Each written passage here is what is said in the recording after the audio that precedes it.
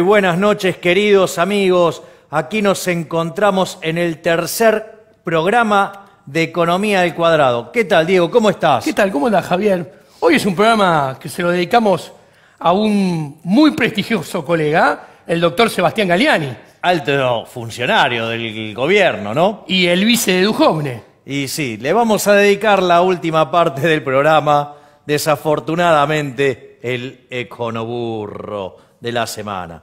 Pero también es cierto que esta semana han salido datos de la economía que han hecho que el gobierno se ponga exultante, ¿no? Yo los vi muy exultantes esta semana. Sí, ahora me parece que tienen algún problema para mirar series largas o algo por el estilo, ¿no? Porque vos fíjate, festejaron fuertemente, ¿sí?, la expansión del PBI que tuvimos el año pasado, cerrando en 2,9%. Ahora, la realidad es que si uno se fija, es un PBI que no tiene una diferencia significativa con el que teníamos en el 2015 y con el que teníamos en el 2011. Es decir, que en términos per cápita estamos 7% abajo. Es decir, yo no sé cuál es el motivo de tanto festejo, ¿sí? Por otro lado, también se festejaron muy fuertemente los datos de desempleo. El desempleo cayó de 7,6 a 7,2, sí, o sea, 0,4. Aunque también hay que aceptar, y que es cierto, sí, el hecho de que esto se dio con un aumento de la población económicamente activa, ¿no? Sí, que aumentó en un poquito mejor. Sí. Claro, entonces eso lo muestra mejor. Ahora, cuando uno, por ejemplo, toma la cantidad de empleos del sector privado, ¿sí?, son exactamente los mismos que teníamos en agosto del año 2015. Y es más, vos sabés otra cosa.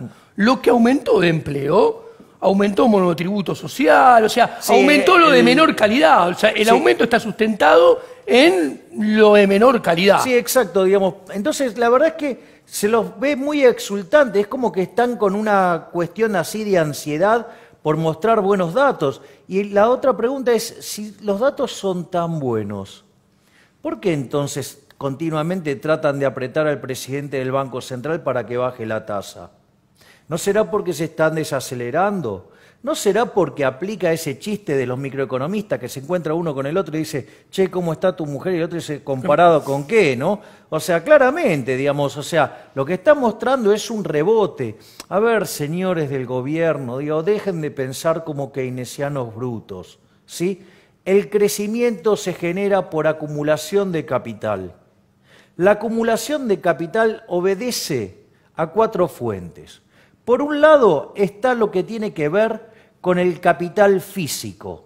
Argentina, en el PBI a precios corrientes, que es el que cuenta, porque nadie paga cosas a precios del año 2004. Vos hundís plata a precios corrientes. Claro, digamos. Esa es 16% del PBI. Con lo cual, mientras que la región invierte 23% y que no es ningún paraíso. No, es la región que menos invierte del mundo. Por eso.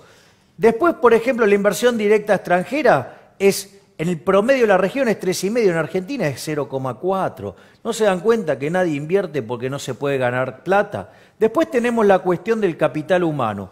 Yo les pido que sean muy considerados con este punto, porque esto explica en las economías mundiales el 70% del crecimiento. Y les voy a decir algo, es decir, en las pruebas PISA estamos séptimo en América Latina, después de ser los primeros que habíamos eliminado en alfabetismo. Nos echaron de las pruebas PISA durante el kirchnerismo por mentir, ¿sí?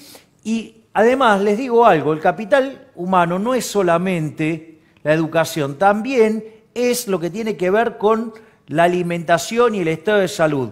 Y Argentina, si bien hoy en la foto luce como un país de ingresos medios, hay que entender que Argentina tiene el 45% de los chicos entre 0 y 14 años debajo de la línea de pobreza. Es decir, que en dinámica somos pobres. Por otra parte, lo que tiene que ver con el capital institucional, este gobierno creó 2 instituciones, el INDEC y el Banco Central Independiente. Al Banco Central Independiente se lo llevó puesto el 28 de diciembre del 2017. Y ahora se quiere llevar puesto al INDEC. ¿Por qué a Marquitos Peña le molesta que el que maneja el INDEC sea Todesca, que es un peronista? ¿Será por eso? Y después lo otro del capital social.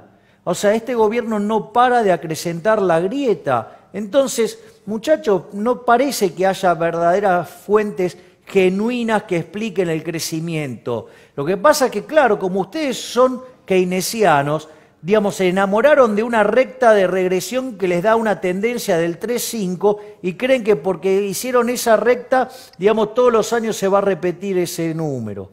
Por favor, con el nivel de PBI per cápita que tiene Argentina y con el stock de capital per cápita que tiene, Argentina tendría que estar creciendo a tasas del 9%. Es más, les voy a hacer un comentario de Hayek, ¿sí? Que era un liberal de verdad, ¿sí? Eso es para vos, Sebastián, que decís algunas cosas que ya no vamos a encargar al final del programa. Sebastián es Galiani, el viceministro de Hacienda. Entonces, digamos, los austríacos vemos esto como un proceso de descubrimiento. Una de las cosas interesantes por lo cuales los países en desarrollo crecen más es porque tienen más oportunidades para descubrir. Y Argentina tendría un plus adicional por todo lo que destruyó el kirchnerismo. Con lo cual la Argentina tendría que estar creciendo a tasas arriba del 9-10%. Y sin embargo, digamos, tenemos a los globutontos, para ser educados con los globutontos, ¿sí? O globotontos, ¿sí? Festejando y, digamos, o sea, y no se dan cuenta que en términos per cápita seguimos cayendo. Entonces, la verdad que me parece que esta gente es como que está un poco desenfocada. ¿Sabés qué tenemos hoy? Me imagino que habrás traído algunos datos de actividad para mirar todos estos temas de crecimiento. Todos los números tenemos hoy que sustentan y muestran que Argentina está viviendo un rebote, que Argentina no está creciendo, que difícilmente pueda recuperar el sendero del crecimiento perdido porque no tenemos la inversión, porque no tenemos el ahorro que necesitamos para recuperar el sendero del crecimiento perdido y sobre todo, ¿sabes qué? Que si pensamos que lo que mejor podemos hacer es crecer al 3% anual, según como es el plan ideal extrapolado hacia adelante del señor Sebastián Galiani y del ministro Duhovne, O sea, nos vamos a la B. O sea, nos proponen irnos a la B de modo decoroso. Y a la B siendo buenos. A la D no. Sí lo logran, sí lo logran. ¿Lo vemos? ¿Qué Dale. te parece?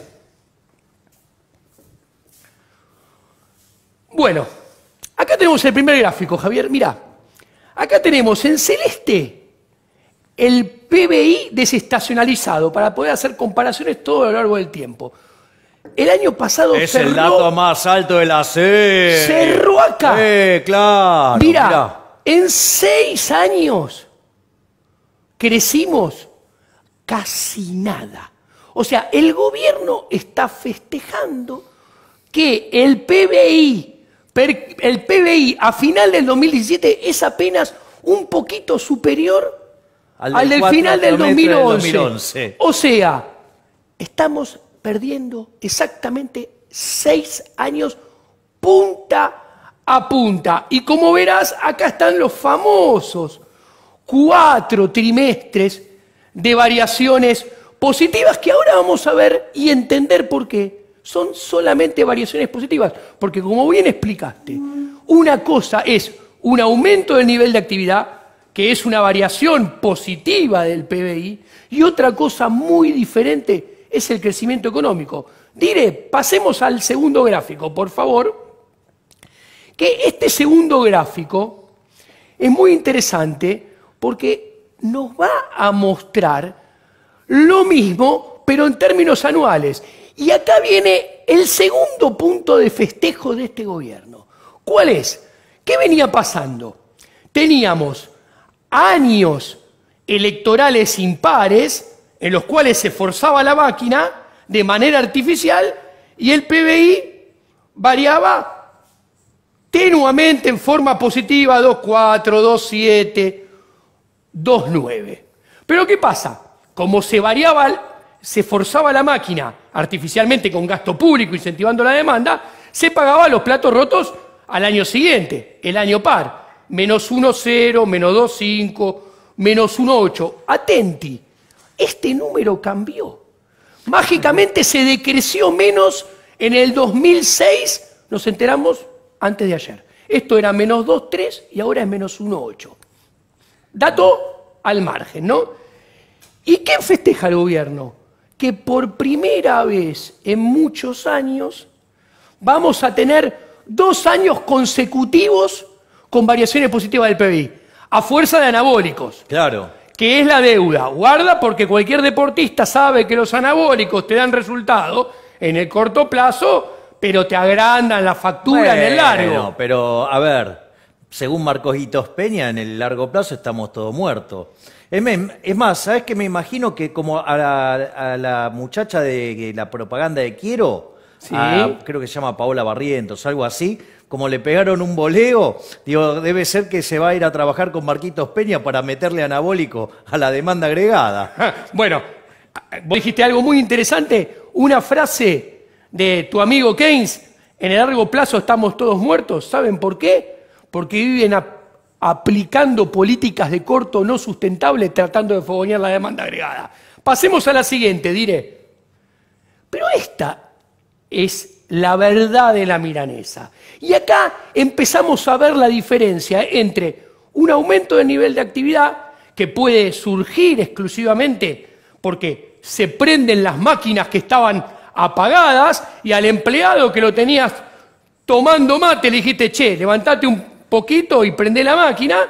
Y acá tenemos el crecimiento económico medido por el PIB per cápita como hay que medirlo.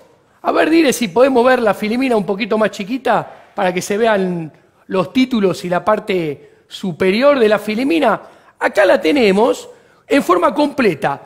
Estas variaciones positivas del PBI que aumentan el nivel de actividad no son crecimiento económico. Miren, al final del 2017 estamos en términos de generación de riqueza, en términos de producción de bienes y servicios por habitante, estamos por debajo del 2011. O sea, Argentina se achica hace 6 años. Somos menos ricos y es un proceso que se inició hace 6 años. Y mira esto, estamos festejando que en el 2017 tenemos prácticamente el mismo nivel de riqueza que en el 2010. Que en el 2010. Y apenas un poquito superior a la crisis del campo del 2008. Milei, ¿vos te das cuenta de lo que estamos festejando? Usted sabe, Giacomini, yo soy especialista en crecimiento. Este tipo de cosas parece que fuera a predicar en el desierto cada vez que hablo en este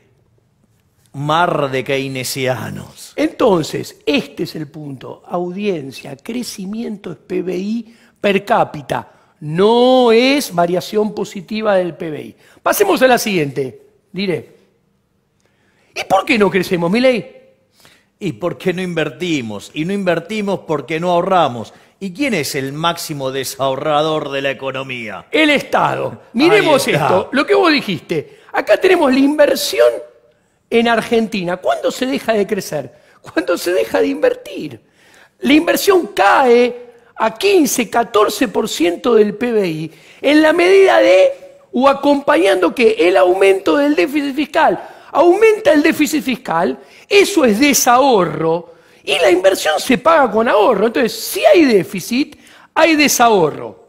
No hay ahorro, y en consecuencia no hay con qué pagar inversión. No se invierte, y el PBI per cápita cae, Milei.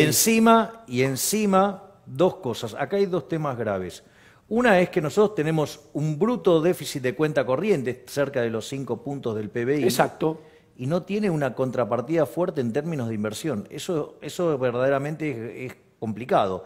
O sea que en el fondo todo el déficit de cuenta corriente no tiene que ver ni más ni menos que con el desastre fiscal de Argentina. O sea, el que genera el desahorro es el sector público. Y por otra parte, en materia de ahorro, hay que decir algo que es muy importante y que la gente no le da importancia, y tiene que ver con estos temas de la transición demográfica.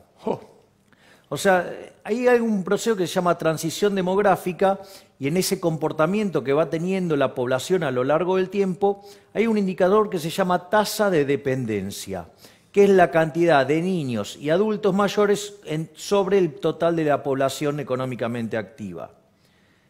Y lo interesante es que cuando la tasa de dependencia baja, se genera un boom de ahorro, porque tenés más gente trabajando y menos consumiendo, y eso, si vos lo procesás correctamente... El bonus demográfico. El bonus demográfico, eso se transforma en más inversión y eso genera crecimiento. Cuando vos, por ejemplo, mirás la experiencia de varios países, esto está en un trabajo de Oded Gaylor, que es el autor de la unificación de la teoría del crecimiento, que une, digamos, el modelo de Malthus hasta el 1800 y después usa un modelo de crecimiento endógeno y permite explicar todo el proceso de crecimiento de manera unificada.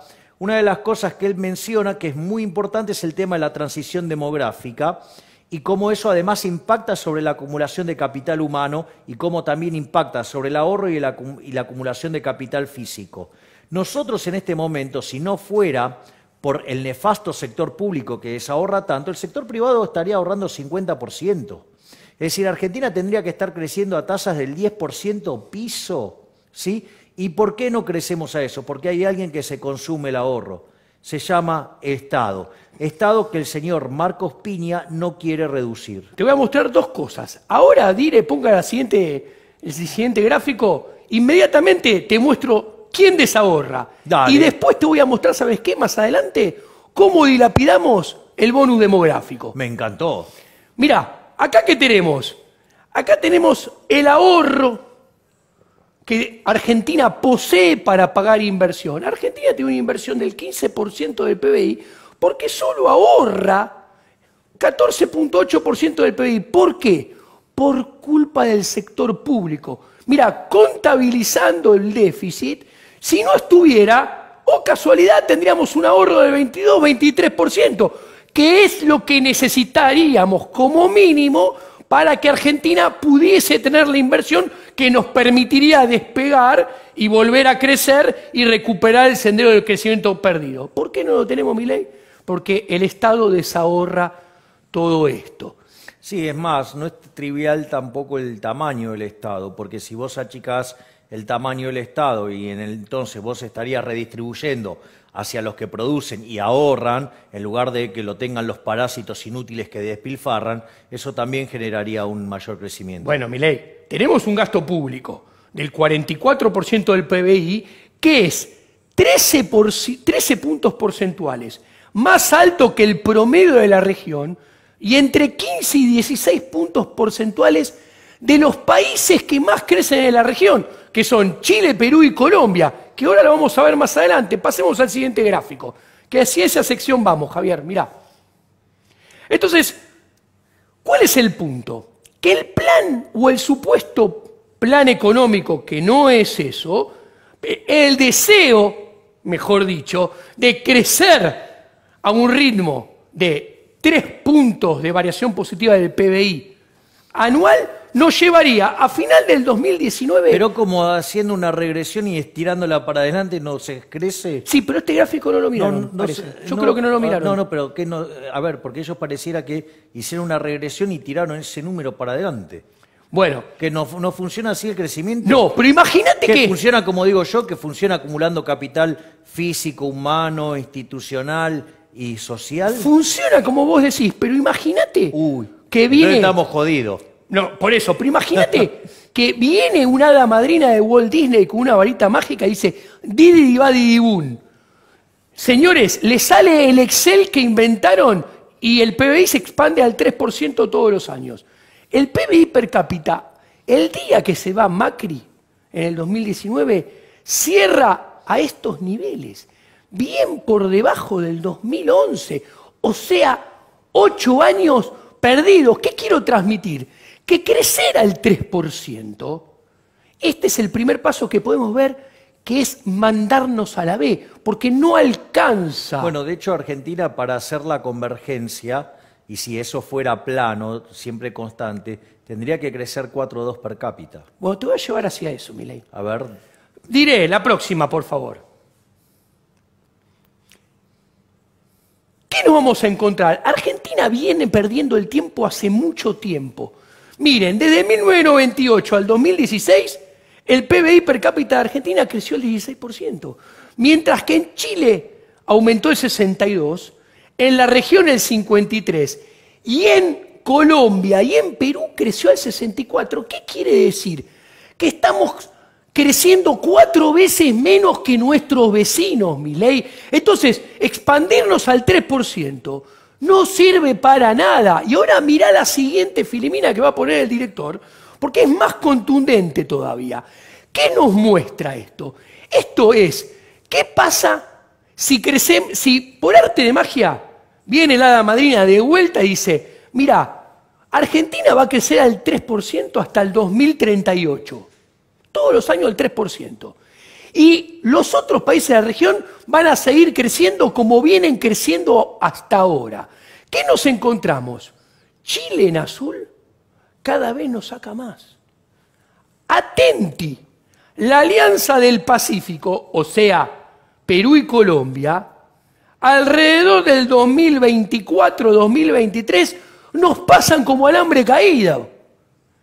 Y Paraguay y Bolivia nos hacen el catch-up. O sea, Paraguay y Bolivia se nos acercan. Y para concluir, para tener dimensión de cómo nos mandan a la B con una expansión del 3% anual, la siguiente filimina es un golazo al ángulo de Rabona. Pongámosla, señor Dire. Hay 2 escenarios. ¿Qué pasa?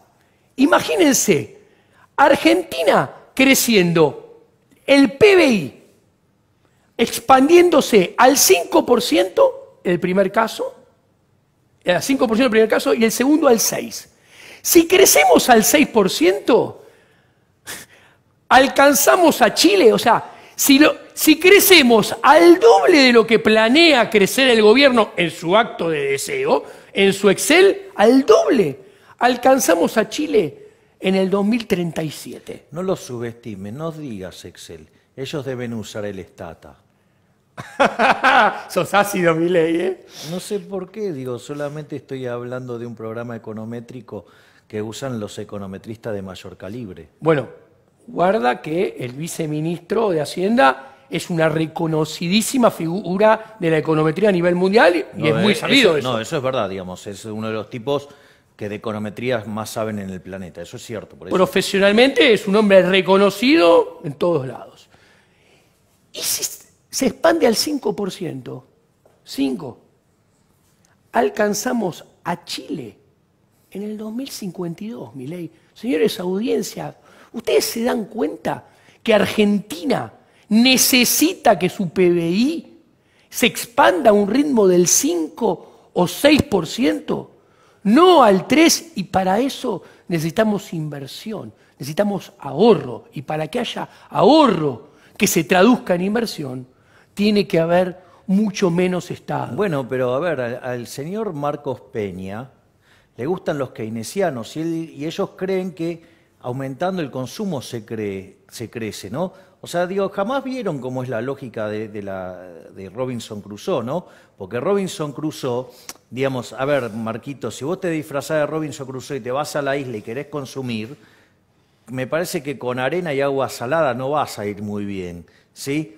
Entonces, ¿sabes qué? Primero tenés que agarrar y subirte al árbol para bajar los cocos. O sea, primero hay que trabajar. Primero se genera el ingreso y después se consume, ¿sí? Es más, Robinson Crusoe, digamos, de bajarse 2 cocos por día, empieza a comer uno solo, ahorra 5 cocos, que es el tiempo que cree que le va a demandar hacer una escalera, hace una escalera, entonces después, sí, digamos, baja más coco, después eso le permite ganar tiempo para hacerse una red para pescar, después para hacerse una choza, pero comprendés que, digamos, primero hay que laburar, generar el ingreso, ¿sí? Ese ingreso una parte se ahorra, esa parte después se invierte y eso es lo que genera el crecimiento. No lo que dicen los keynesianos brutos que te gusta escuchar a vos. Porque vos estás repitiendo ahora eso de que aumentando el gasto público va a subir tanto el PBI que va a bajar el déficit fiscal. Eso es una burrada. Eso se lo decía Kicillof a Cristina y salió mal, ¿sí? Eso, digamos, te lo dijo Prat Guy y tampoco le funcionó. Porque el déficit fiscal, considerando el impacto de las LEVACs que se usan para esterilizar los pesos que surgen de emitir para comprar la deuda que trae Caputo, digo, con eso nos vamos a un nivel de déficit fiscal más grande todavía. Entonces, Si no sabes qué, te propongo algo, Marquitos. Agarrá tu tarjeta de crédito, ¿sí? Pero no se las hagas pagar a los argentinos. Hacelo con tu esfuerzo, por favor, ¿sí? Sirviendo al prójimo, no cobrándole impuestos. Y que la gasten toda y que te la hagan reventar. Y decime si después de eso, sí vas a ser más rico o más pobre. Si vos me demostrás que después de eso sos más rico, bueno, quizás, digamos, evidentemente estaría funcionando la teoría keynesiana. Ahora, quizás también puede ser que sea un caso raro, que sea el tuyo, porque el común de los mortales, cuando hace eso, terminan muy mal. Pero una cosa, esto sirve para atar un cabo interesantísimo, porque vos hablaste de Keynes y la visión que tiene el gobierno sobre los dichos y las posturas de Keynes. Y yo creo que hay un problema grande, porque hay un desconocimiento de lo que ha dicho también Keynes, porque de hecho el viceministro de Hacienda no dijo que Hayek y Keynes decían más o menos lo mismo o algo parecido. Sí, ¿qué tenés? ¿Trajiste sí, algo? Sí, digamos, hay un tuit de Sebastián Galiani que por cierto es muy, muy desafortunado y que demuestra que verdaderamente es un excelente econometrista, pero parece que en la teoría económica está un poco flojo. Porque dice, la famosa controversia entre Hayek y Keynes es muy exagerada en los medios de comunicación. Ambos eran liberales, habían llegado a la economía a través de la filosofía y creían en la preeminencia del individuo. O sea, primero, a ver... ¿Keynes liberal? Aparte Keynes venía de la matemática, ¿no? Era estadístico. Claro, exacto. Entonces, digo, me llama la atención que no lo sepa Galiani. Entonces... Para ver cuán liberal era Keynes, yo traje un fragmento del prefacio de La basura general de 1936 a la edición en alemán. ¿A qué adivino que trajiste? A ver. Ahora lo va a poner el señor director. La anterior, ahí está. Fíjate, ahí él dice, no obstante, la teoría del producto en su totalidad que en este libro tratará de ofrecer es por mucho más fácilmente adaptable a las condiciones de un Estado totalitario que la teoría de la producción y distribución del producto bajo las condiciones de libre competencia y en buena medida del laissez-faire. Ah, o sea, vos me estás diciendo que el famoso inglés pensaba que sus postulados y sus recomendaciones de política eran mucho mejor aplicables en una dictadura, para llamarlo mal y pronto, que en una economía libre y de libre mercado. Sí, exactamente. O sea, básicamente lo que postulaba Keynes, de hecho, en el capítulo de la inversión, digamos, dice eso, ¿no? O sea, está firmado por él. Sí, sí, no. Es su libro. No, claro, por eso. O sea, y es más, ese prefacio además hace una oda a Hitler, ¿no? O sea, él apoyaba fuertemente a Hitler, apoyaba fuertemente a Mussolini, apoyó muy fuertemente a la Revolución Rusa. Él cuando vuelve de Rusia escribe 3 ensayos y en uno de ellos dice que el sistema ideal justamente es el que habrían aplicado en Rusia. Dice, y lo único que él disentía era con la violencia que se había aplicado, que era propia de los judíos. ¡Oh! Lindo personaje. Antisemita. Keynes. Exactamente. ¿Se lo llevás vos a Galiani? Porque vos sabés muy bien que la última vez no quise ir. Relato no, tal cual. Ahora vayamos a la siguiente, porque no se quedó ahí Galiani. Dijo, Hayek, pese a estas diferencias, respetaba mucho a Keynes. Le dijo a su viuda, su esposo es el único gran hombre que conocí y por quien sentí siempre una ilimitada admiración. Y voy a contar 2 cosas. Sebastián. El motivo por el cual Keynes era admirado por Hayek es porque Hayek, sí, digamos, vivía en esa tierra arrasada después de la Primera Guerra Mundial y todos adoraban a Keynes por su libro Las consecuencias económicas de la paz, que imponían tremendos ajustes, ¿sí?, sobre los derrotados. Por eso lo quería tanto a Keynes. O sea, te recomiendo que leas alguna biografía de Hayek al respecto. Pero en lo que tiene que ver con la teoría económica, consideraba que era un burro. Entonces, pero a ver, porque vos podés decir, no, bueno, eso es lo que estás diciendo vos, porque es tu interpretación de liberalote. No es mi interpretación de liberalote.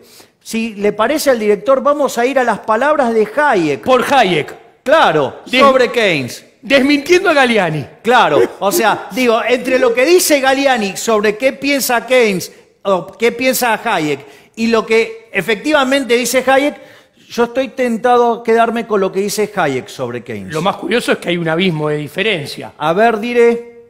Rank in the history of economic theory or thought. As a man with a great many ideas who knew very little economics, that literally true. So he knew nothing but Marshallian economics. He was completely unaware of what was going on elsewhere. He even knew very little about 19th century economic history. His interests were very largely guided by aesthetic appeal. And he hated the 19th century, and therefore knew very little about it. Even about its scientific literature. He was a really great expert on the Elizabethan age. I'm absolutely astounded that you say that John Maynard Keynes really didn't know the economic literature. Oh, He had very surely little, gone very through. little. Even within the English tradition, he did know very little of the great monetary writers of the 19th century. He would know nothing about Henry Thornton. He knew little about Ricardo, of course, the famous things. But he could have found any number of antecedents of his inflationary ideas in the 1820s and 1830s. And when I told him about it, it was all new to him. How did Milei, ¿puedo decir una cosa? ¿Sabes qué demuestra este video? Que vos, a diferencia de Galliani, sí leíste Hayek, porque Hayek está diciendo muchas cosas de las que vos solés decir. Claro, no, y además, o sea, queda en claro que como economista, digamos, Keynes era muy malo. O sea, y vos fíjate esto, porque hay una parte que él dice, ni siquiera había leído a los autores ingleses. Porque acá hay un tema no menor, en ese momento el conocimiento se gestaba en alemán. Exacto. Digamos, porque el centro del mundo era el Imperio Austrohúngaro. Exacto. Y claramente, digamos, los autores, o sea, como Menger, como von Bauer, ¿sí? Como Mises, como Hayek, escribían en alemán. Y el tema es que, o si no, lo otro que se usaba, el otro idioma que se usaba era el francés. Sí. Y Keynes no leía ninguno de los dos idiomas. Keynes sabía inglés nada más. Exacto. Y hay algo que todavía es más grave, porque cuando le proponen a Keynes la traducción de la teoría del dinero y crédito de Mises, que es una obra de arte, porque tiene dos grandes contribuciones. En primer lugar, resuelve el problema de lo que se llamaba la dicotomía inválida, ¿sí? Y por otra parte, desarrolla el modelo del boom and bust, que es lo que predice la Gran Depresión. Exacto. ¿Sí? Y cuando se lo dan a Hayek sabía cuando se lo dan a Keynes sabía muy bien quién era Mises, porque los había aplastado con la discusión del socialismo. Y como él era parte, digamos, él era amigo de los Webb, o sea, que eran la Sociedad Fabiana, y digamos, y él participaba activamente del círculo de Bloomsbury, ¿sí? Entonces, digamos, él era socialista, ¿sí? Y entonces estaba al tanto de la paliza que le había pegado Mises con su libro El socialismo. Entonces, ¿sabés qué hizo Keynes? Dijo que ese libro había que eliminarlo, que no había que publicarlo. Sin haberlo leído. Sí, y decía que no tenía ninguna contribución y que no se entendía nada. Claro, no entendió nada. ¿Cómo va a entender algo si él, digamos, no sabía alemán y el libro estaba escrito en alemán? O sea, eso era el señor Keynes, ¿sí? Entonces, Sebastián, ¿sí? Te puedo asegurar que si leyeras algunos capítulos de la teoría general, ni se te ocurriría decir que el señor Keynes era liberal. Es más, en un momento hasta lo dice explícitamente el ejemplo que yo uso del sapo. Dice, ¿viste que cómo cocinarías un sapo? No lo vas a tirar en el agua caliente, agua fría, calentándola porque a poco. si no salta. Entonces, ¿qué haces? Lo tirás en agua fría, lo cocinás de a poquito. El propio Keynes dice que estas medidas tienen que ser llevadas a cabo de modo despacio para que no altere a la sociedad. Por favor, el señor Keynes, ¿sí? No solo era socialista, quería instaurar el comunismo por mano suave. Javier, en definitiva, yendo al grano, acá lo que hizo el señor viceministro, con todos mis respetos, es construir un relato entre Hayek y Keynes que nunca existió. ¿Hará lo mismo con las variables fiscales? Bueno, esperemos que no, ¿no? Porque si no se cumple su sendero, a pesar de que lo financie, no vamos a terminar bien, si no, ¿no? Y esperemos que no. Esperemos que, digamos, que con los números fiscales, digamos, sea tan bueno como la econometría y no como con la historia del pensamiento económico. Igual convengamos que se anticipó y se pusieron metas muy pocos, ambiciosos, de manera que casi sin hacer nada se puedan cumplir. No, además de estar mal construidas, porque son sobre el déficit primario y no tienen en cuenta los intereses, ¿no? No, tal cual, o sea, es como que uno se proponga hacer los 100 metros en 2 minutos y medio y festeja porque lo hizo en 2 minutos 15. Claro, y lo hacen en menos de 10 segundos, ¿no? Por eso. Teniendo el país con el peor prontuario fiscal y de deuda en la región y en el mundo. Por eso, ¿saben qué? Para cerrar este programa, les vamos a dejar una recomendación. Si se cruza con un keynesiano, cuide los bolsillos, porque siempre detrás de cada político chorro, mesiánico y corrupto hay un keynesiano que le da letra para justificar el afano. Recuerden que la teoría general es un panfleto, ¿sí?, que se escribió para políticos derrochones. Previo a Keynes, la virtud era ahorrar, porque eso genera inversión, porque eso genera crecimiento. En Keynes, la virtud es el despilfarro. Y si hay algún buen alumno de la teoría keynesiana, más los delirios de los estructuralistas locales, con Julio Hipólito Guillermo Alivera a la cabeza, es Argentina, que pasó del 5º país del mundo a ser el número 55 y seguimos en caída libre. Señores, cada vez que vayan, carguen nafta y se den cuenta que más de la mitad son impuestos, señores, cada vez que paguen impuestos a las ganancias todos los meses, cada vez que paguen impuestos, acuérdense, eso es el resultado neurálgico de las políticas keynesianas que le tienen que dar nuestros recursos a los políticos, quienes se creen que saben gastar el producto de nuestro esfuerzo mejor que nosotros. Es más, tenemos un caso digno de cómo cuando se corre el fisco se prospera en los negocios, ¿no? Se llama Cristóbal López. Le sacaron la pata de encima del fisco y crecía a lo loco. Bueno, obviamente, cuando el fisco lo agarró, quebró. Es más, creo que hubo un año que las inversiones, que creo que fueron de 2.000 millones en todo su grupo, equivalieron exactamente a lo que no le dio a la FIP. O sea, imagínate si saca el Estado en la pata de encima de todo el sector privado, cómo crecería el ahorro y la inversión. Por eso es como decía Ronald Reagan. El problema, ¿sí? O sea, el Estado no es la solución. Es el origen de los problemas. El Estado son los problemas.